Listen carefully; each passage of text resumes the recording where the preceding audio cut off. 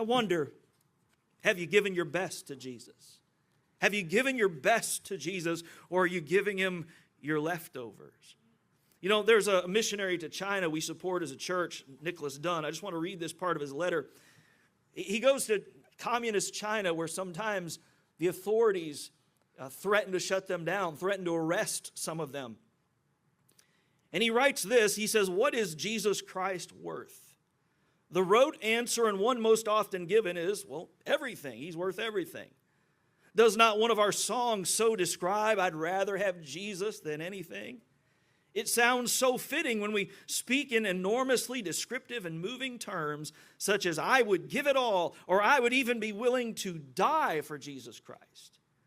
But sometimes, he said, I fear we would sooner walk 2 miles for Christ when it is necessary rather than one consistently. The natural assumption is that should you be willing to die for Christ, living for him would be a given. It would make sense that if Christ is esteemed worthy of all, then he should be worthy of some.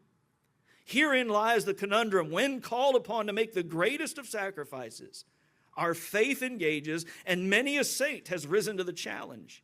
Yet when the demand is subtle, the request voluntary, or the stakes less than the natural fame of great stands for the faith, then we seem to hesitate. What price is Jesus worth?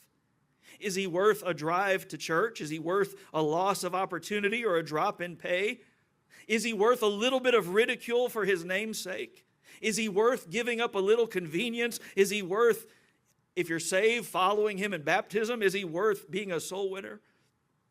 What would you give up, or rather pay, in Jesus' service? Could you give up a little convenience? Would you give up freedom in pursuit of his kingdom? The fact is, to be a living sacrifice, which is our reasonable service, it requires that we give God the first